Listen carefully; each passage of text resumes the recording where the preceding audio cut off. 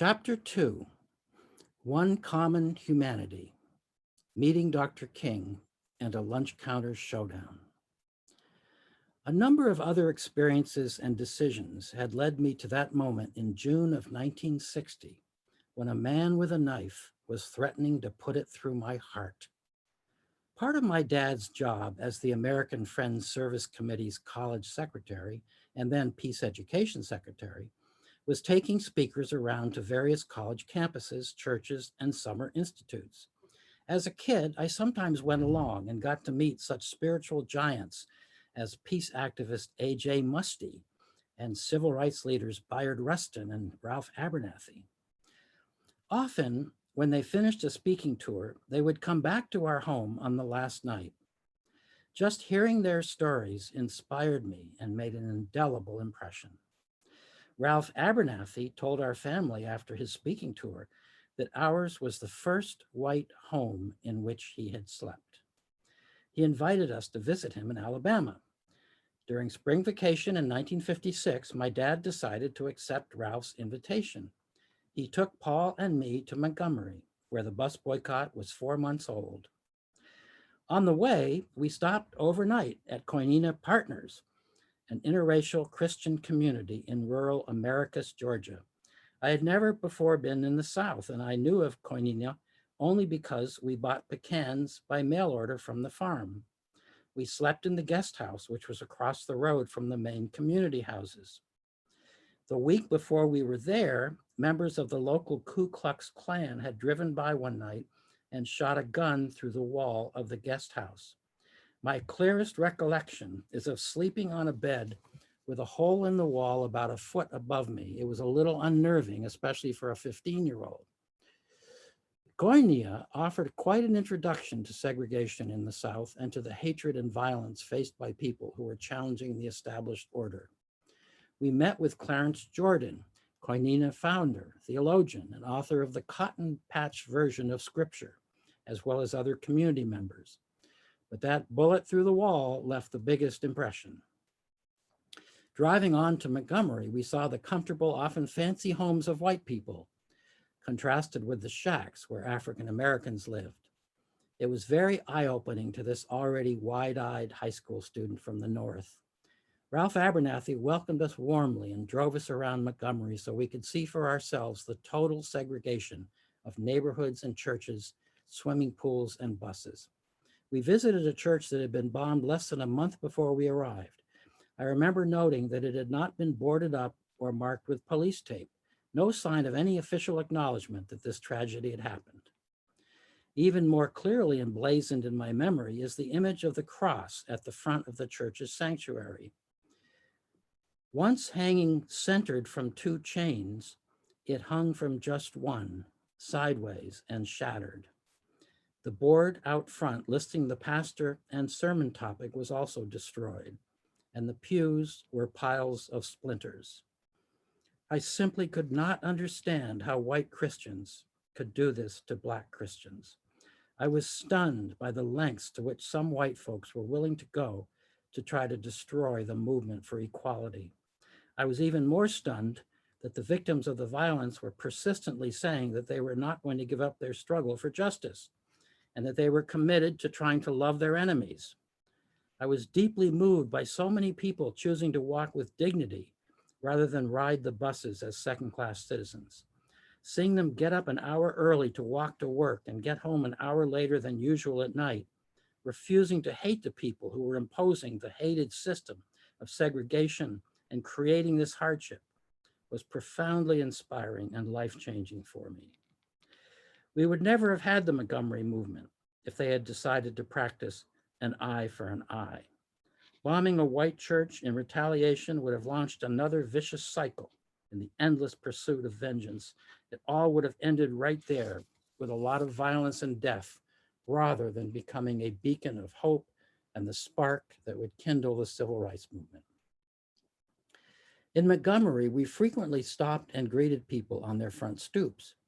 I remember an older Black gentleman who said out of earshot of Ralph, "Before King came, things were very peaceful here."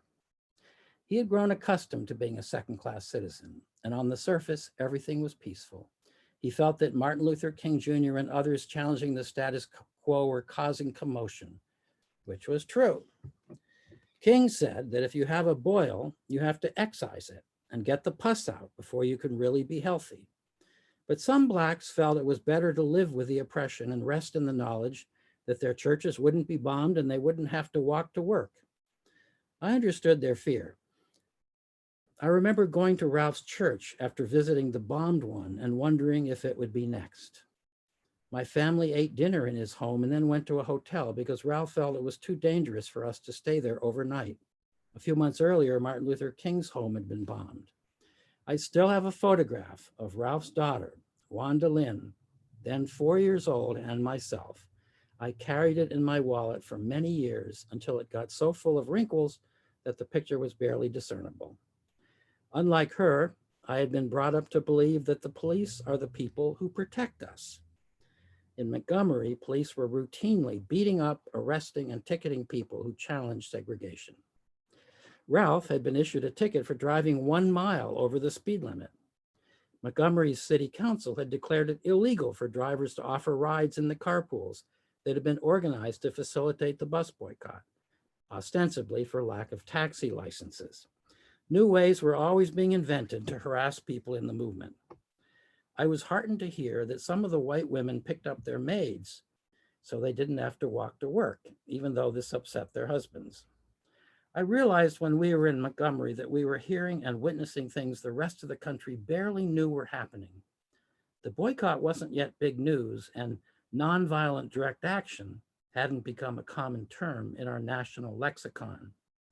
My dad, who gave me a copy of Mahatma Gandhi's All Men Are Brothers when I was in high school, had studied Gandhi and written papers on nonviolence in his years at seminary. But here was nonviolence being put into practice in a political struggle in the United States from a Christian faith perspective. Witnessing its power was an important next step in my life journey.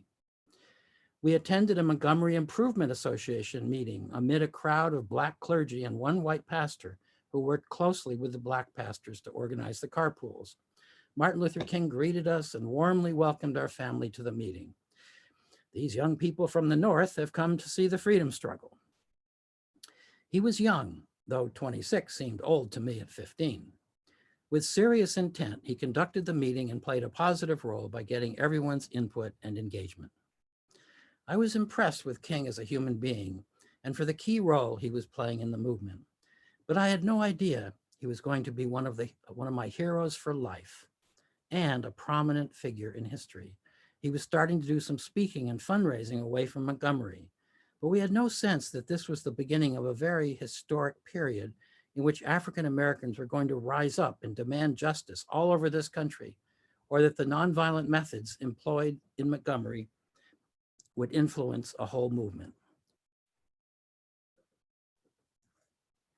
Bayard Rustin, who had been part of the first freedom ride to desegregate public buses back in 1947, told us many stories of his early meetings with King. Bayard was sitting with King one day at his dining room table and saw a gun on one of the chairs. According to Bayard, the two of them had a heart-to-heart conversation. He understood King's desire to defend himself and his family, but he knew that if King used that gun on his enemies, it would be contrary to the spirit of what they were trying to do and would eventually destroy the movement. Bayard and Glenn Smiley, a pastor from the Fellowship of Reconciliation, spent significant time with King, helping him deepen his understanding of and commitment to nonviolence, both personally and for the struggle. Later, the AFSC's Jim Bristol, a colleague of my dad who was living in India, arranged for King and his wife, Coretta Scott King, to tour that country and learn more about Gandhi and the power of nonviolent direct action to create change. King's conversion was very crucial for the movement. Perhaps nothing had more of an impact on me as a teenager than my visit to Montgomery and my brief encounter with Martin Luther King. I was moved by the determination and forgiving spirit of the people I had met in the movement, and painful as it was, I wanted to keep opening myself to understanding segregation and other forms of injustice and the struggle to create change. That was very much on my mind as I pondered where I should go to college. On August 6, 1958, Hiroshima Day, I participated in a peace vigil of silent prayer and fasting at the White House, an all-day plea for an end to nuclear weapons testing and the nuclear arms race on the anniversary of the bombing of Japan. At the end of that day, I went to Washington, D.C.'s Florida Avenue Friends meeting for a period of silent meditation. There I received the closest thing to a leading that I had ever experienced. I felt a deep clarity, as if the Great Spirit were speaking directly to me. You should go to Howard University. The next day, I walked across town to Howard to find out how to apply. Bayard Rustin was one of the first people to encourage me to do what my heart was telling me to do and go to Howard. But when I went home to share this news with my parents, my mother was heartbroken. I had already been accepted at prestigious Swarthmore College, and she had her heart set on me going there. I still had enough in me of the 9-year-old who wanted to please his mother that I agreed to a compromise. I started college at Swarthmore and spent 1 year there trying to get more people of color admitted. My sophomore year, I transferred to Howard University with the hope of helping that predominantly African-American institution integrate from the other direction.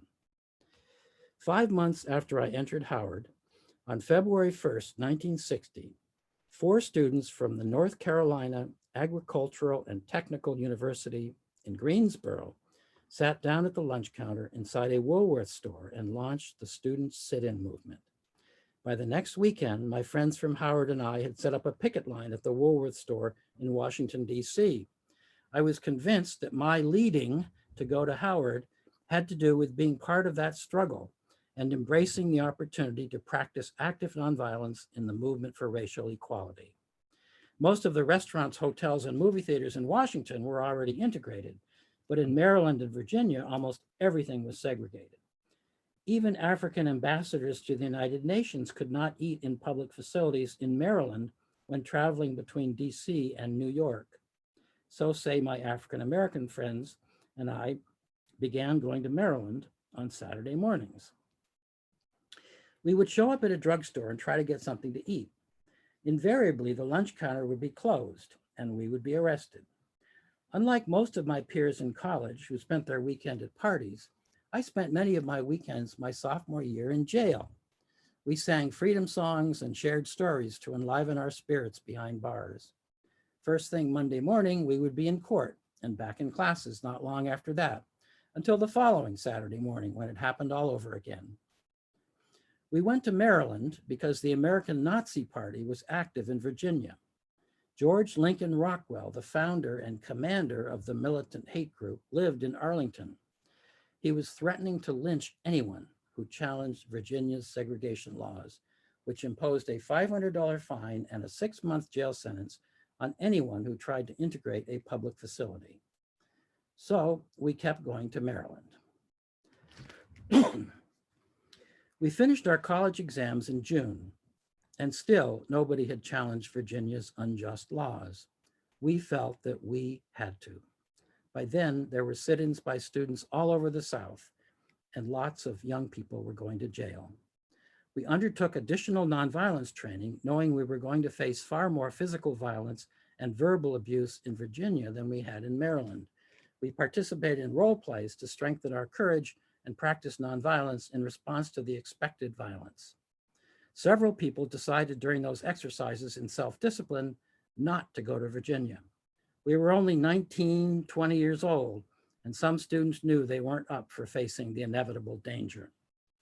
On June 10th, 10 African-American students from Howard, a white woman from another college, and I walked into the heart of the hatred and sat down at the lunch counter at the People's Drugstore in Arlington. Within minutes, we heard sirens coming from several directions. We steeled ourselves for the worst, but the store owner informed the police he didn't want us arrested.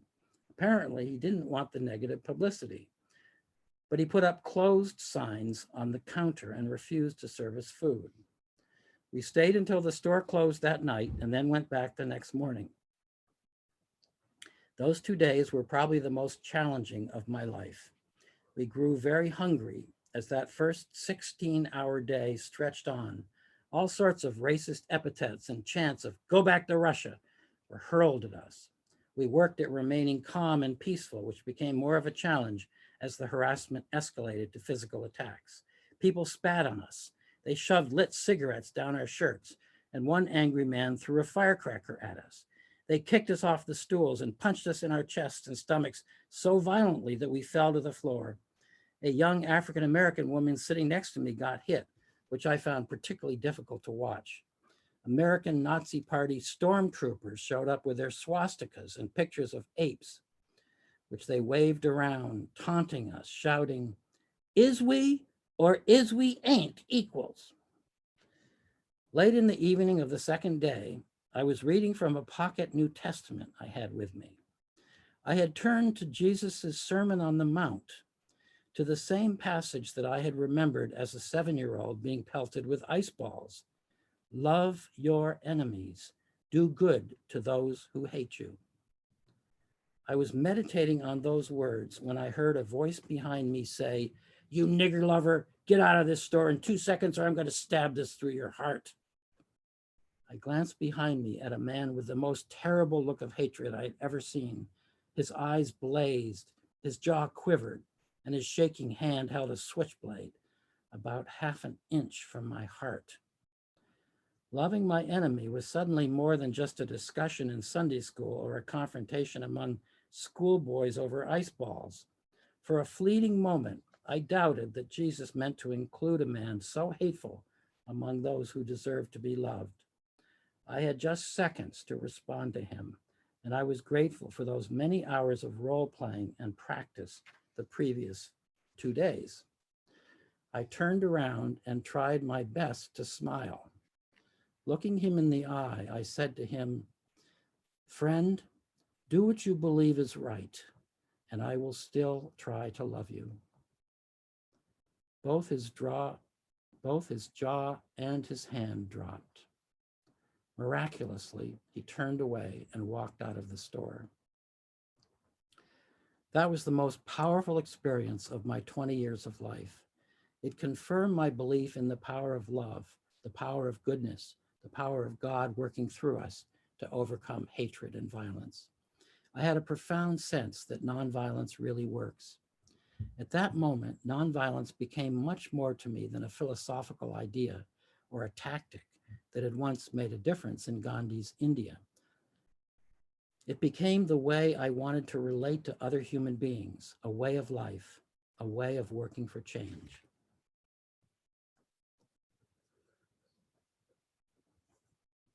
My response had touched something in my accuser. He had seen me as an enemy, but through my response, I believe I became a human being to him. The humanity in each of us touched. If we treat our opponents as human beings, there's a reasonably good chance that they will respond in kind. What better way could there be to disarm the world's violence? I reflected a lot on that experience later. I came to realize that I had done not only the right thing, but also the most effective thing I could have done to protect myself. If I had tried to fight back, I probably would have been stabbed. Even if I had won the fight, my accuser's hatred and anger would only have grown stronger, and we would both have come out of the confrontation wounded. I hope that by doing what I did, I opened an opportunity for him to rethink whether hating a person with whom he disagrees is better than trying to find common humanity with someone he saw as other. That morning, the Northern Virginia Sun had published a front-page feature about the first day of our sit-in. And that night, a mob of 500 people was waiting outside, jeering at us and spewing death threats. Some had rocks in their hands. I really didn't know if we were going to get out of that drugstore alive. Scared, hungry, and exhausted, we decided to write a statement appealing to the religious and community leaders of Arlington to use their influence to get public facilities open to everyone. Behind a flimsy barricade of beach chairs, we stood at the front door and read it aloud. We ended our appeal by declaring, "If nothing has changed in a week, we will be back." After all that we had endured, those words were very hard to utter. Some supportive media people who were covering the story had cars right outside the drugstore. They hustled us out of there and got us safely back into Washington. There, we shook for 6 days, trying to decide if we had the courage to go back.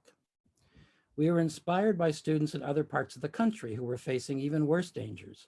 We felt their moral support and took comfort in knowing that we weren't acting alone. But still, we weren't sure we were strong enough to go through it all again. On the 6th day, we got a phone call telling us that the restaurants and lunch counters in Arlington would be desegregated by the end of June. It was one of the happiest moments of my life. We learned that the religious leaders in Arlington had met after our sit-in and then talked with the business leaders of the community. 12 students with some courage had touched something in the hearts and consciences of these community leaders. We had called upon them to reflect on what was happening in their community and to use their influence to try to change things, and they did. We were part of a much larger movement that was transforming communities all over the South.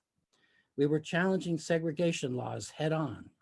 Together, we were bringing that issue into the light so that the cities and the entire country had to deal with it.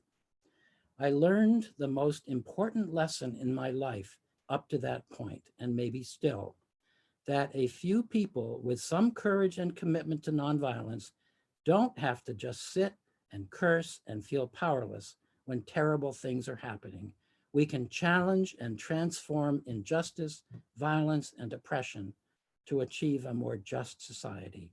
We can change the course of history. Among my fellow students who participated in the sit-ins was Stokely Carmichael, who emerged as a leader of the Nonviolent Action Group at Howard. A year after our sit-in, in June 1961, he was arrested after a freedom ride in Jackson, Mississippi, and spent 53 days in a 6 by 9 foot cell at Parchman State Prison Farm, where at 19 years old, he was the youngest detainee among the hundreds of other freedom riders from all around the country who had come to Mississippi to challenge segregation in the heart of the South. One night, the sheriff ran an air conditioner and fans until the temperature dropped to 38 degrees. When Stokely was being strong-armed by guards, he began singing, "I'm going to tell God how you treat me." Soon other prisoners joined in the song. Stokely was notorious for keeping up morale in the brutal prison by telling jokes. Stokely was very active in SNCC, Student Nonviolent Coordinating Committee, eventually becoming the group's chair. He spent a year in Mississippi after his release from Parchman, where he witnessed white racists regularly driving by and shooting into the houses where SNCC members were staying. By the time he returned to Howard, he was preaching that the white race was the devil and that hope lay only in total separation of the races, which grieved me greatly. One evening, the two of us had a conversation that went long into the night about the effectiveness of nonviolence in the struggle for justice and the future of our country.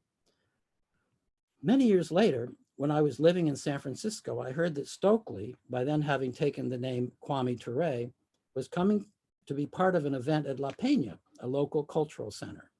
I'll never forget the warm hug this old friend gave me after his talk. The two of us sat for a while in the back row of the auditorium with our arms around each other, listening to live music from the stage. I will always be grateful for that moment. There's politics, and then there's the human dimension. His knowledge that I had committed my life to the struggle for justice was stronger between us than the political hurt he had suffered from so many other white people. During college, I had the rare blessing of hearing Martin Luther King preach almost every month at the Howard University Chapel. I began to feel King's spirit even more deeply, with hope and tremendous gratitude for his life.